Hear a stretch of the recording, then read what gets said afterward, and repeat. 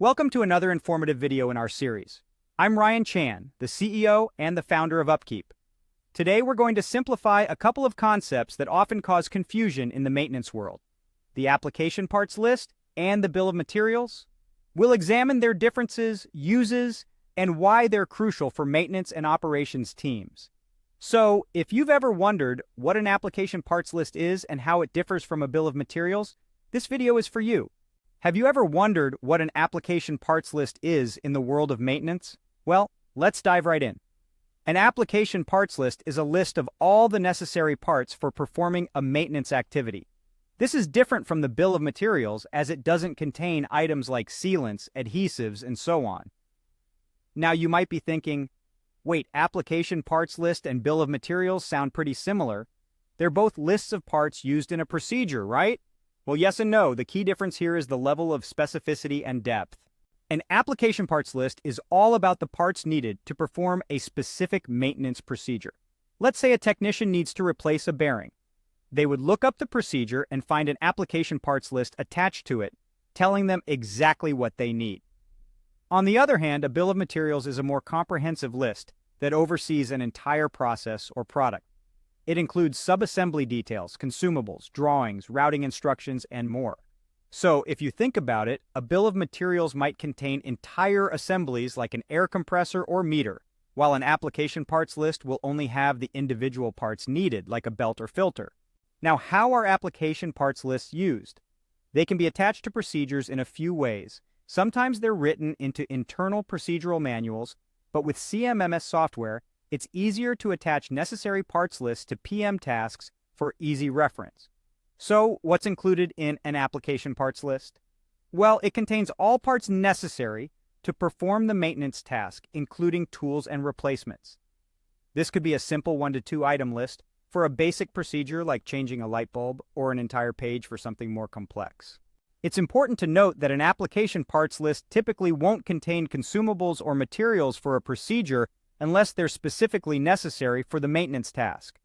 For example, if a technician is replacing a part in an adhesive piping machine, the application parts list won't list the adhesive unless the maintenance task requires replacement adhesive. The bill of materials, however, would include the adhesive as it's a comprehensive list of the entire assembly.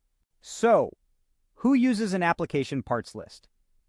They're primarily used by maintenance technicians who need to quickly determine what tools and parts they need for their tasks.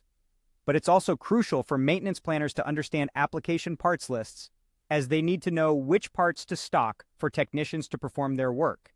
If a maintenance planner doesn't look at parts lists, the creation of an application parts list is pointless. The technician won't be able to complete their work without the necessary parts. Now you might be wondering, why do we need separate lists for the application parts list and the bill of materials? Well, the scope of a bill of materials is much larger than an application parts list, meaning it's also much larger in size. So for a large piece of machinery or a room-sized assembly, the bill of materials might be tens or even hundreds of pages long. This could make finding a specific part very difficult for a maintenance technician, especially if they're not familiar with that specific asset. In these cases, an application parts list is a real game changer. It allows the technician to quickly understand which parts are needed, retrieve the parts, and complete their work.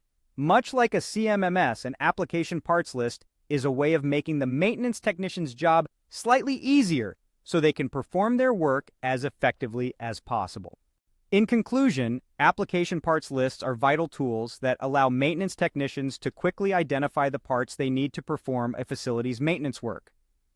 As important as it is to have a bill of materials, it's equally important to keep and maintain application parts lists to expedite an organization's maintenance efforts. And that wraps up our video. Thank you for joining us today. We hope you now have a better understanding of the differences between an application parts list and a bill of materials, and how they play a crucial role in maintenance and operations. If you found this video insightful, don't forget to subscribe to our channel for more insightful content. For more information, visit our website at upkeep.com. Until next time, keep learning and stay tuned for more from UpKeep.